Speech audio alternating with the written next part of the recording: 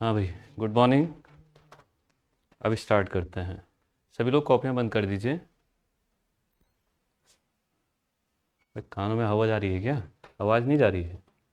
हो गया सबकी? बस किसी से प्रॉपर पूछ नहीं रहे हैं, बस आप साथ के साथ बोलते रहिएगा। हाँ, हम लोगों का चैप्टर था बाइपोलर जंक्शन ट्रांजिस्टर। कॉपी कोई नहीं खोलेगा। अपने को जितना याद है बस क्रॉस चेक करते रहिए कि आप कितना पढ़ के आए हैं। सही है। बाइपोलर जंक्शन ट्रांजिस्टर में अगर मैं सबसे पहली बात करता हूँ, बीजेटी को अगर मैं लेकर चलता हूँ तो मैंने कहा भी था यहाँ से इसकी फुल फॉर्म क्या थी? बाइपोलर जंक्शन ट्रांजिस्टर, यही होता है। ठीक, ये होती है आपकी फुल फॉर्म। फिर दूसरी बात मैंने कही यहाँ पे सबसे पहले कि ये कैसी डिवाइस थी? सेमी कंडक्टिंग डिवाइस थी। और सेमी कंडक्टिंग डिवाइस है तो फिर मुझे समझ आता है कि ये कैसी डिवाइस होती है आपकी? एक्टिव डिवाइस होती है। ठीक है। एक्टिव के साथ दूसरी बात ये भी याद रखिएगा कि ये कैसी डिवाइस होती है? नॉन लीनियर होती है और यूनिलैटरल डिवाइस होती है। यूनिलैटरल मतलब अगर मैं बैटरी की पोलैरिटी को चेंज करूं, बाहर भगा दूंगा, करंट की डायरेक्शन को चेंज कर दूं, तो डिवाइस का ऑपरेशन भी क्या हो जाएगा आपका? सेम हो जाएगा, वो चेंज हो जाएगा। तो यूनिलैटरल भी होती है। ठीक है। फिर उसी तरह से अगली बात हमने क्या कही थी कि ये कैसी डिवाइस होती है आपकी? नॉन लीनियर डिवाइस होती है, अरेखीय युक्ति एक होती है। ठीक। फिर इसी के बाद के बेसिस पर फिर हमने अगली बात कही थी कि कैसी डिवाइस होती है? करंट कंट्रोल्ड डिवाइस होती है। यही था। इसी को हमने और इलेबोरेट किया था, तो फिर हमने कहा था कि ये क्या होता है आपका? करंट कंट्रोल्ड करंट सोर्स होता है। ठीक है, कि ये क्या होता है? करंट कंट्रोल्ड करंट सोर्स होता है। इसी के बेसिस पर, करंट कंट्रोल्ड करंट सोर्स के बेसिस पर ही फिर मुझे समझ आया था कि यहाँ से हमने कहा था कि करंट कंट्रोल्ड है, इसका मतलब इनपुट क्या है? करंट है। यहाँ से हमने कहा था कि सोर्स भी करंट का ही है, इसका मतलब आउटपुट भी क्या है आपका? करंट ही है। ठीक। फिर अगली बात पर हम बढ़े। हमने कहा कि ये कैसा था? बाइपोलर था। अब बाइपोलर का मतलब क्या होता है कि यहाँ पर क्या है आपके? दो चार्ज कैरियर होते हैं। यही था। बोलते सब लोग रहे हैं। दो चार्ज कैरियर कौन कौन से? स्टैंडर्ड कहूँ तो मेजॉरिटी और माइनॉरिटी। और ये मेजॉरिटी माइनॉरिटी कौन होंगे?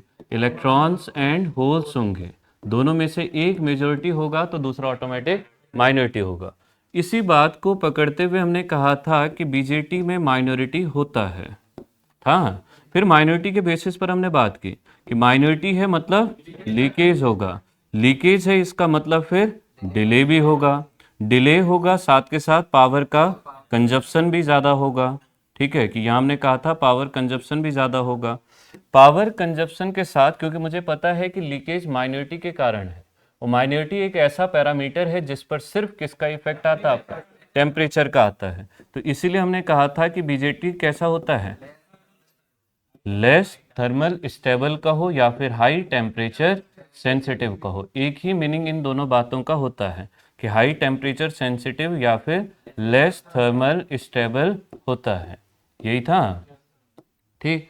अब इसके बाद अगली बात पर जब हम बढ़े थे, आगे के पॉइंट्स पर जब हम बढ़े थे, तो हमने कहा कि बीजेटी के लिए जो गेन और बैंडविड्थ का प्रोडक्ट होता है वो कैसा होता है? कांस्टेंट होता है। और एफईटी के कंपैरिजन में देखूं तो ये कांस्टेंट वैल्यू कैसी होगी? ज़्यादा होगी। और इसीलिए बीजेटी एक कैसा एम्पलीफायर होता है? अच्छा एम्पलीफायर होता है, बेटर एम्पलीफायर होता है। इतना था। फिर इसी में और आगे बढ़े थे तो मैंने कहा था कि बीजेटी के लिए जो अपना गेन होता है वो कैसा होता है? हाई होता है। कि गेन का जो वैल्यू आता है वो कैसा आता है आपका? ज़्यादा आता है। गेन ज़्यादा था तो मैंने साफ कहा कि बैंडविड्थ कैसी हो जाएगी? लो हो जाएगी, कम हो जाएगी। सही है। ट्रांजिस्टर को या बीजेटी को बनाने का जो मेन एप्लीकेशन था वो क्या था हमारा? एम्प्लीफिकेशन था। सिग्नल की स्ट्रेंथ को बढ़ाना था, उसके एम्पलीट्यूड को बढ़ाना था। यही था। तो ये तो हमारे बेसिक सबसे पहले क्वेश्चन है जो एग्जामिनेशन में हमें पूछे जाते हैं, इंट्रोडक्टरी क्वेश्चंस। सही है। क्या था? तो वो तो सारा ही आ जाएगा ना। डिले ज़्यादा था, कहाँ गया? डिले ज़्यादा होगा, देर ज़्यादा लगेगी, तो इसका मतलब स्पीड कैसा हो जाएगा आपका? कम हो जाएगा। तो स्विचिंग स्पीड अपने आप क्या हो जाएगा आपका? स्लो या लो हो जाएगा। सही है। क्या हुआ, कुछ गड़बड़ है? हाँ, आगे बढ़ते हैं तब पूछते हैं। ठीक है। इसके बाद फिर हमने कहा था कि और कुछ फिजिकल स्ट्रक्चर पर हम बीजेटी के चले थे, बाइपोलर जंक्शन ट्रांजिस्टर के चले थे।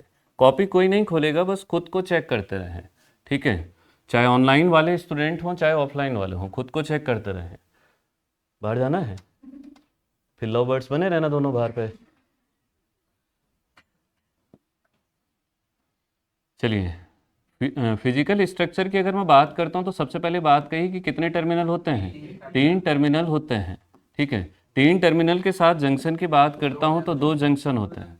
वैसे सॉरी हाँ, कभी तुम दोनों भाई बहन हो तब जो ज़्यादा समस्या हो जाएगी क्या बोल दिया, पर इस सब से वैसे ज़्यादा समस्या होगी जहाँ तक मुझे अपना एक्सपीरियंस कहता है। ठीक है, तो अब अगर तुमने भाई बहन बातें की तो मैं तुमसे सही में राखी बंधवा दूंगा। ठीक है, तो इसलिए बातें मत करना अगर ये चाह रहे हो कि जीवन में कुछ अच्छा हो आगे। ठीक है, 3 टर्मिनल होते हैं, कौन कौन से होते हैं? पहला टर्मिनल होता है एमीटर, दूसरा होता है बेस और तीसरा टर्मिनल होता है आपका कलेक्टर। ठीक है, मुझे क्वेश्चन पूछता है सबसे ज़्यादा डोपिंग कहाँ होती है? एमीटर पर। सबसे बड़ा साइज किसका होता है? कलेक्टर का होता है। और अगर मुझे पूछे कि डोपिंग भी कम और साइज भी कम तो वो दोनों किस केस में होते हैं? बेस के केस में होते हैं। ठीक है, कारण आपको बताए हुए हैं। जंक्शन की बात करता हूं तो मैंने साफ साफ कहा था एक जंक्शन एमीटर और बेस के बीच में होता है और दूसरा जंक्शन कलेक्टर और बेस के बीच में होता है। फिर इसी के बाद मैंने आपको समझाया था कि अगर मैं इसके ऑपरेटिंग रीजन और एप्लीकेशन की बात करता हूं तो मैंने सिंपल कहा था सबसे पहला केस कि अगर दोनों जंक्शन पर फॉरवर्ड बायस है तो फिर ट्रांजिस्टर कैसे काम करता है? सैचुरेशन रीजन में काम करता है। फिर मैंने दूसरी बात यहीं से कही कि दोनों जंक्शन अगर मेरे रिवर्स बायस में है तो ये कैसे करता है? कट ऑफ रीजन में काम करता है। फिर तीसरी बात मैंने कही कि एमीटर बेस फॉरवर्ड और कलेक्टर बेस रिवर्स में है तो फिर ट्रांजिस्टर का कौन सा रीजन होता है?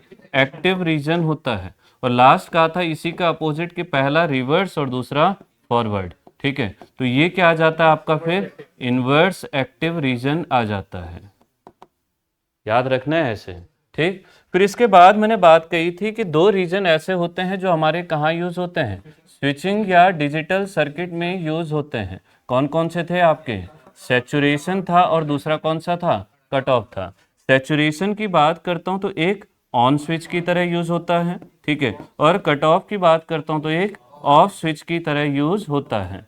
वहीं अगर एक्टिव रीजन की बात करता हूं तो इस रीजन में ट्रांजिस्टर क्या करता है? एम्प्लीफिकेशन करता है। वहीं अगर इनवर्स एक्टिव की बात करता हूं तो यहाँ क्या होता है आपका? एटेन्यूएशन होता है, एम्पलीट्यूड लेवल आपका डिक्रीज होता है। यही था। तो ये आप लोगों का क्या आ गया था? फिर 2 जंक्शन और 3 टर्मिनल आ गए थे। इसी से आगे मेजर बातों पर चल रहा हूं, माइनर बातों को नहीं लेकर चल रहा हूं। इसके बाद मैंने कहा था कि ट्रांजिस्टर को जब हमने देखा था तो हमारे पास 2 टाइप के ट्रांजिस्टर होते हैं या 2 टाइप के बीजेटी होते हैं। वो भी किसके बेसिस पर थे? आपके फिजिकल स्ट्रक्चर के बेसिस पर थे, क्योंकि सेमीकंडक्टर कैसे लग सकता है? अल्टरनेट लेयर में लगता है, पहला पी तो दूसरा एन लगता है। तो ये 2 टाइप के जो ट्रांजिस्टर आपके आए थे हमने साफ साफ कहा था, पहला था आपका एनपीएन और दूसरा था आप लोगों का पीएन और पी। यही होता है। अब हमें एग्जाम में क्वेश्चन देता है इनके सिंबल को पहचानने का, तो आपने कहा कि ऐसे देखकर हम ये बता देते हैं कि ये ट्रांजिस्टर है। ठीक है, इतना देखकर हमें ये समझ आ गया कि ये ट्रांजिस्टर है। अब पहचानना ये है कि एनपीएन है या पीएनपी है। ठीक, जिस टर्मिनल पर एरो लगा होता है उस टर्मिनल को क्या कहते हैं? एमीटर। कभी भी बीच वाले टर्मिनल पर एरो नहीं होगा। ये कौन सा होता है? बेस टर्मिनल होता है। जो ये ढलान की लाइन वाले, स्लांट लाइन वाले 2 टर्मिनल होते हैं, एरो इन दोनों में से किसी एक पर होगा। अब देखो ध्यान से, जिस पे एरो होगा वही एमीटर होगा, बाकी तीसरा जो बचा वो कौन होगा? कलेक्टर होगा। तो अब मैंने कहा एनपीएन। ठीक है, तो एनपीएन है तो एरो कैसा आएगा? बाहर को। अब ये बाहर नीचे भी हो सकता है, ऊपर भी हो सकता है, कहीं भी हो सकता है, बस जहां ये एरो लगा होगा वही मेरा एमीटर हो जाएगा, बाकी तीसरा कलेक्टर। ऐसे यहां बात कर तो पी मतलब आपका अंदर पानी पीना है तो इनवर्ड आ जाएगा। सही है, तो ये अंदर को आप यहां भी लगा सकते हैं और यहां भी लगा सकते हैं। जिस टर्मिनल पर एरो होगा वो एमीटर। ट्रांजिस्टर में एरो क्या रिप्रेजेंट करता है? आपके एमीटर करंट की डायरेक्शन को रिप्रेजेंट करता है। ठीक है, उत्सर्जक धारा की दिशा को प्रदर्शित करता है। अब इनके लिए मैंने यहाँ से फिर डायोड इक्विवेलेंट सर्किट भी बनवाए थे। एन पी एन था, मुझे पता है डायोड का एन कैसे रिप्रेजेंट होता है, इस प्लेट से रिप्रेजेंट होता है। फिर पी था तो ये ऐसे, तो ये बन गया आपका एन पी एन। फिर ऐसे अगर मैं देखता हूँ पी एन पी, तो सिंपल डायोड का ये पी और फिर एन। फिर ऐसे ही ये आपका पी एन पी था, तो ऐसे ये डायोड इक्विवेलेंट सर्किट भी आया था। ऐसे था कुछ। फिर इसके बाद बात आई थी कि ट्रांजिस्टर की कितनी कॉन्फ़िगरेशन होती हैं। ठीक है, तो हमने कहा था कि किसी भी बाइपोलर जंक्शन ट्रांजिस्टर को मैं 3 तरीके से कॉन्फ़िगर कर सकता हूँ। ठीक है, 3 तरीके से यहाँ पर बैटरी को लगा सकता हूँ। और बैटरी को लगाते टाइम आपको समस्या याद होगी कि ट्रांजिस्टर के टर्मिनल थे 3, बैटरी लग रही थी 2, और उसके हिसाब से टर्मिनल कितने हो रहे थे 4। तो 4 टर्मिनल को 3 के साथ जोड़ना है, तो एक टर्मिनल क्या करना पड़ेगा, दोनों बैटरी पर कॉमन रखना पड़ेगा। उस हिसाब से फिर मुझे समझ आया कि 3 कॉन्फ़िगरेशन होती है। अब कॉमन लेना था तो मैंने साफ कहा, पहली बार मैंने बेस को कॉमन लिया, दूसरी बार मैंने एमीटर को कॉमन लिया, और तीसरी बार मैंने कलेक्टर को कॉमन लिया। तो यही मेरी 3 कॉन्फ़िगरेशन हो जाती हैं, कॉमन बेस, कॉमन एमीटर और कॉमन कलेक्टर। ठीक, अब इनसे रिलेटेड अगर मैं क्वेश्चंस की बात करता हूं, तो पहला क्वेश्चन तो ये खुद देता है मुझे, भाई कॉमन बेस की बात करूंगा तो कौन सा टर्मिनल कॉमन है, मेरा बेस है। यहां मुझे पूछेगा कि कॉमन या ग्राउंड कौन है, एमीटर। यहां कॉमन या ग्राउंड कौन है, कलेक्टर। अब बात आती है मुझे पहचानने की, ये तो कॉमन टर्मिनल था। फिर हमारे पास 2 क्वेश्चन ये आते हैं कि इनपुट कौन सा टर्मिनल पर होगा और आउटपुट कौन से पर होगा। ठीक है, हर केस में यही 2 क्वेश्चन फिर मेरे रह जाते हैं, इनपुट और आउटपुट के। दिमाग और कान खोले रखना, सब कुछ खुद से याद आ जाएगा। अब हाँ देखें, आपको एक बात याद रखनी है। ठीक है, मुझे पता है कि बेस मेरा कैसा टर्मिनल था, अबे लोएस्ट डोपिंग और सबसे छोटे साइज वाला था। कॉमन तो वो एक केस में है। ठीक है, बेस की जो बात थी क्या था, डोपिंग भी कम होता है और साइज भी कैसा होता है, छोटा होता है। तो हमेशा याद रखें कि डोपिंग भी कम है, साइज भी कम है, इससे मैं कभी भी आउटपुट को नहीं लूंगा। सही है, क्योंकि दोनों चीजें कम हैं इसकी, तो इससे कभी आउटपुट नहीं आ सकता है, पहली बात। दूसरी बात आपको याद रखना है कि अब मेरे पास बचे 2 टर्मिनल, कलेक्टर और एमीटर। तो अब बात आती है कि सर अगर ये दोनों टर्मिनल मेरे पास बचते हैं तो मुझे आउटपुट कौन सा लेना है। अगर ये 2 टर्मिनल आपके पास बचते हैं तो आपका चार्ज कैरियर जाता कहाँ था, एमिटो के कलेक्टर पे। तो इन दोनों के केस में आपको प्रीफर किसको करना है, कलेक्टर को। अपनी बात फिर से रिपीट कर रहा हूं कि बेस से आउटपुट नहीं आ सकता है। ठीक है, और कलेक्टर और एमीटर में से एक छांटना है, तो कौन सा छांटना है, कलेक्टर। अब देखो, अब आप खुद बताएंगे। पहले केस में अगर मैं लेकर चलता हूं, फर्स्ट केस में अगर हम देखते हैं तो कॉमन कौन है, कौन बचे अब 2, कलेक्टर और एमीटर। आउटपुट कहां से आएगा, कलेक्टर से। तो इनपुट खुद पता चल गया कौन है, एमीटर। ऐसे कॉमन एमीटर था, तो बचे 2 कौन, बेस और कलेक्टर। बेस आउटपुट हो नहीं सकता, मतलब आउटपुट कौन है, कलेक्टर। तो इसका मतलब इनपुट कौन है, बेस है। अरे हो जाएगा। तीसरे केस में कौन है कॉमन, 2 कौन बचे, बेस और एमीटर। बेस आउटपुट हो नहीं सकता, मतलब एमीटर आउटपुट है। तो इस हिसाब से इनपुट कहाँ है, बेस पे। निकल गए। अब मुझे इनपुट करंट पूछेगा तो IE, आउटपुट पूछेगा तो IC। यहाँ IB, यहाँ IC, ये IB और ये IB। निकल जाएगा। मुझे इनपुट वोल्टेज पूछेगा तो टर्मिनल एक ये है, इसके साथ ये देखूंगा। आउटपुट पूछेगा तो इसके साथ ये देखूंगा। हर केस में अगर मुझे इनपुट वोल्टेज या आउटपुट वोल्टेज पूछता है तो मैं इस हिसाब से लिख सकता हूँ। आ जाएगा, ये भी हो गया। दूसरी बात आती है मेरे इनपुट और आउटपुट के इम्पीडेंस की या रेजिस्टेंस की। तो आपको सिंपल सी बात याद रखनी है, इनपुट रेजिस्टेंस की बात कर रहा हूँ। सीक्वेंस यही लेकर चलना है, BEC। अगर कुछ नहीं समझ आ रहा है, वो रटने वाली बात आ चुकी है, तो आपको याद रखना है कि सबसे पहले लो होता है, फिर मीडियम होता है और फिर हाई होता है। हाई पे पहुंचा था तो हाई से ही आगे की कहानी को स्टार्ट भी करूंगा। मैंने कहा कि इसके बाद मुझे आउटपुट का रेजिस्टेंस देखना है, तो हाई पे पहुंचा था, हाई, फिर मीडियम और फिर बस निकल तो गया पूरा। ठीक है, अगर समझ के नहीं आया था तो फिर मुझे रट के याद हो गया कि लो मीडियम हाई, फिर हाई से मीडियम लो, खत्म। सही है। फिर उसके बाद बात आती है कि इनके केस में मुझे एक क्वेश्चन तो प्रॉपर याद रहता है कि कॉमन एमीटर की अगर मैं बात करता हूं, ये एक ऐसी कॉन्फ़िगरेशन होती है जिसको मैं सबसे ज्यादा यूज करता हूं। क्यों, क्योंकि दोनों एम्पलीफिकेशन हो सकते हैं या पावर गेन सबसे हाईएस्ट होता है। ठीक है, तो यहां तो दोनों एम्पलीफाई होते हैं। अब मुझे पूछा कि कॉमन बेस में सिर्फ कौन एम्पलीफाई होता है और कॉमन कलेक्टर में सिर्फ कौन एम्पलीफाई। आपने कहा कॉमन कलेक्टर सी और सी फॉर करंट, यहां सिर्फ करंट एम्पलीफाई होगा। यहां कॉमन बेस बी है, इसी को थोड़ा सा आप रिलेट कर लें कि बी से ही मैंने क्या लेकर चल लिया, वोल्टेज लेकर चल लिया, तो यहां सिर्फ वोल्टेज एम्पलीफाई होगा। निकल गया, ठीक है। तो पावर गेन सबसे ज्यादा इसका, फिर इसका और फिर इसका। फेज इन्वर्जन की बात करेगा तो सिर्फ किस में आता है, कॉमन एमीटर में 180 डिग्री का फेज शिफ्ट होता है। तो ये थे तीनों कॉन्फ़िगरेशन, ये भी हो गया। अब देखें, अब मुझे दूसरी समस्या आती है कि थ्योरेटिकल डेटा तो रट लिया, बात आती है कि जब मुझे इक्वेशन लिखनी होती है तो हमारे पास 3 कॉन्फ़िगरेशन थी, ठीक है। कोई भी इक्वेशन रटने की जरूरत नहीं पड़ेगी, खुद निकल के आएगी। Common base, common ammeter, common collector, यही था, ठीक। अब मुझे करंट की इक्वेशन बतानी इनके लिए कि इनके लिए करंट की इक्वेशन क्या होगी। अब दिमाग में एक बात पहले याद रखना, यहाँ कौन कॉमन है, यहाँ और यहाँ। मैंने इन्हीं तीनों के एक एक नाम और कहे थे कि ग्राउंडेड बेस, ग्राउंडेड एमीटर और ग्राउंडेड कलेक्टर। मतलब बेस ग्राउंड है, यहाँ एमीटर ग्राउंड है, यहाँ कलेक्टर ग्राउंड है। तो ग्राउंड का मतलब क्या होता है, अगर मैं नॉर्मल समझो तो जीरो समझता हूँ, यही होता है। तो इसका मतलब आपको एक बात याद रखनी है कि जिस टर्मिनल को कॉमन कहा है वो टर्मिनल मेरे पूरे इक्वेशन में नहीं आएगा, ठीक। एक मिनट, तभी मैं कहूँ सर भारी क्यों हो रहा है, ये हीटअप होता है ना।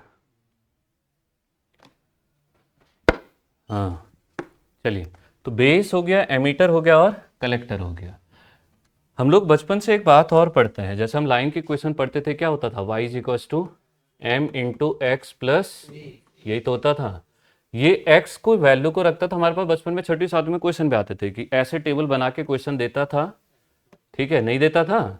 यहाँ आपको x और y ऐसे, x की वैल्यू रख के आपको दे देता था 1 2 ऐसे, और आपसे क्वेश्चन पूछा होता था कि y की वैल्यूज कितनी होंगी, तो हम यहाँ रखते जाते थे, इसको सॉल्व करते थे, वो वैल्यू रखते।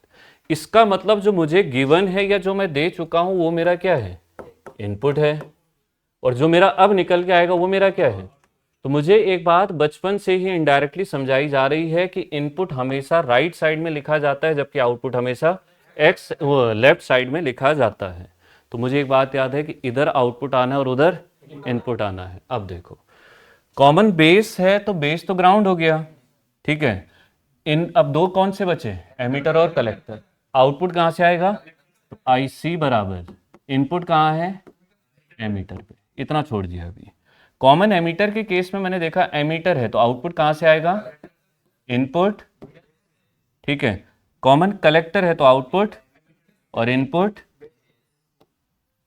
करंट गेन हमारे पास होते थे अल्फा,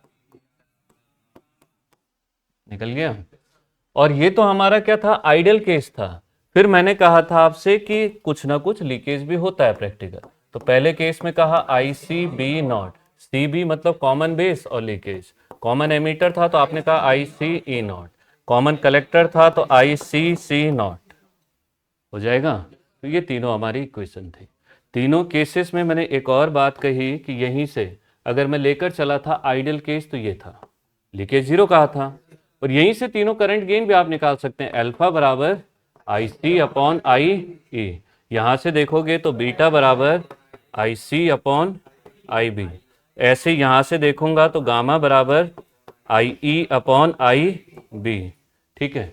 यहाँ अल्फा की जो वैल्यू आती है वो कैसे आती है, एक से कम आती है, ठीक है। स्टैंडर्ड कितना था, 0.98 था, ठीक है। बीटा की वैल्यू कितनी होती है, 20 से लेकर 500 होती है, ठीक है। और ये बीटा +1 होता था तो आप ऐसे भी कह सकते हैं कि 21 से 501, या ग्रेटर देन क्या होता आपका, बीटा से होता है, यही था। फिर बात आई थी अल्फा बीटा गामा के रिलेशन की। हमने कहा कि अल्फा बराबर बीटा अपॉन 1 प्लस बीटा। जब अल्फा निकालोगे तो प्लस करना है, बीटा निकालोगे तो माइनस कर देना है, ठीक है। यहाँ प्लस तो यहाँ माइनस। फिर गामा की बात आई तो गामा बराबर क्या होता है, 1 प्लस बीटा। तो ये अल्फा बीटा गामा का रिलेशन भी निकल गया, सही है। इसके बाद एक छोटी सी बात बताई थी कि बाइपोलर जंक्शन ट्रांजिस्टर बीजेटी कितने टर्मिनल थे, 3 टर्मिनल थे। सबसे ज़्यादा डोपिंग एमीटर पर, सबसे छोटा साइज सबसे कम डोपिंग बेस पर, सबसे बड़ा साइज कलेक्टर पर। ट्रांजिस्टर को प्रॉपर ऑपरेट कराने का मतलब है वो एम्पलीफाई कर रहा है, और एम्पलीफाई करने के लिए एमीटर बेस जंक्शन फॉरवर्ड में मतलब एक्टिव रीजन हमें देखना है, और कलेक्टर बेस जंक्शन आपका रिवर्स में होना चाहिए। यही था, हमने कहा था कि एक जंक्शन एमीटर और बेस के बीच, दो जंक्शन कलेक्टर और बेस के बीच, दो जंक्शन थे। तो दो जंक्शन थे तो दो ही डिप्लीशन रीजन, एक इधर से बनेगा और एक इधर से बनेगा। यही था। ज्यादा इफेक्ट किसका होता है? रिवर्स का। रिवर्स बढ़ाने से ये रीजन बढ़ते जाता है, जिसके कारण बेस की विड्थ कम होते जाए, और इसी इफेक्ट को क्या कहते हैं? बेस विड्थ मॉड्यूलेशन या अर्ली इफेक्ट कहते हैं। यही था। ठीक। अगर आपको एक और क्वेश्चन पूछता है, शायद मैंने लिखा है ना हो, वो होती है टर्म आपकी पंच थ्रू। ठीक है, पंच थ्रू का सिंपल मीनिंग क्या होता है कि आप देख रहे थे कि रिवर्स बढ़ाने पर ये बढ़ रहा था और बेस की विड्थ घट रही थी। ऐसी कंडीशन जब ये बढ़ाते बढ़ाते जो बेस की विड्थ थी वो लगभग 0 आ जाती है, इस स्थिति को ही क्या कहते हैं? पंच थ्रू कहते हैं। यही हमारा क्या होता है? पंच थ्रू होता है। तो ये था आप लोगों का चैप्टर बीजेटी। सही है। सबसे इंपॉर्टेंट बात जो मैंने पहले इसीलिए नहीं कही, ये लेक्चर अपलोड नहीं होगा। ठीक है, इतना जो पार्ट था लेक्चर का वो अपलोड नहीं होगा, तो इसलिए